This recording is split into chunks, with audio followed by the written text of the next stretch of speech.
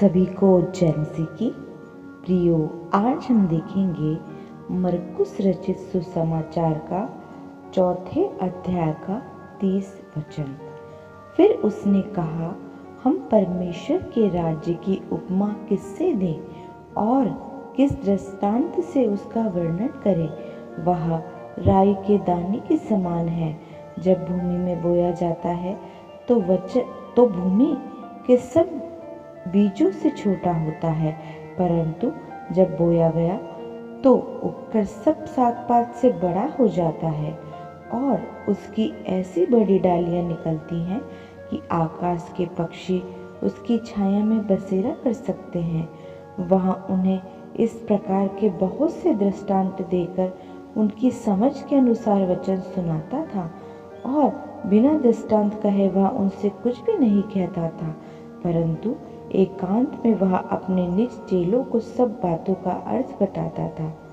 उसी दिन जब सांझ हुई तो उसने चेलों से कहा, आओ हम पार चलें। और वे भीड़ को छोड़कर जैसा वह था वैसा ही नाव पर साथ ले चले और उसके साथ और भी नावें थीं। तब बड़ी आंधी आई और लहरें नाव पर यहाँ तक लगी कि वह पानी से भरी जाती थी, पर वह आप पिछले भाग में गद्दी पर सो रहा था। तब उन्होंने उसे जगाकर उससे कहा, हे गुरु, क्या तुझे चिंता नहीं कि हम नष्ट हुए जाते हैं? तब उसने उठकर आंधी को डांटा और पानी से कहा, शांत रह, थम जा। और आंधी थम गई और बड़ा चैन हो गया। और उसने कहा, तुम क्यों डरते हो? क्या तुम्हें अब तक विश्वास नहीं? कि वे बहुत ही डर गए हैं और आपस में बोले, यह कौन है कि आंधी और पानी भी उसकी आज्ञा मानते हैं। इसके बाद हम देखेंगे मरकुस रचित सुसमाचार का 5वां अध्याय। वे झील के पार गिरासेनियों के देश में पहुँचे। जब वह नाव पर से उतरा तो तुरंत एक मनुष्य जिसमें अशुद्ध आत्मा थी कब्रों से निकलकर उससे मिला। वह कब्रों में रहा करता था और कोई उसे साँकलों से भी न बांध सकता था, क्योंकि वह बार बार बेड़ियों और साँकलों से बांधा गया था। पर उसने साँकलों को तोड़ दिया और बेड़ियों के टुकड़े टुकड़े कर दिए और कोई उसे वश में नहीं कर सकता था।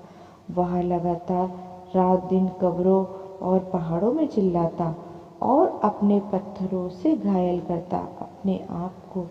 वह यीशु को दूर से देखकर दौड़ा, उसे प्रणाम किया और ऊंचे शब्द से चिल्लाकर कहा, हे यीशु, परम प्रधान परमेश्वर के पुत्र, मुझे तुझसे क्या काम? मैं तुझे परमेश्वर की शपथ देता हूँ कि मुझे पीड़ा ना दे। क्योंकि उसने उससे कहा था, हे अशुद्ध आत्मा, इस मनुष्य से निकल आ। उसने उससे पूछा, तेरा क्या नाम है? उसने उससे कहा, मेरा नाम सेना है, क्योंकि हम बहुत हैं। और उसने उससे बहुत विनती की, हमें इस देश से बाहर ना भेज।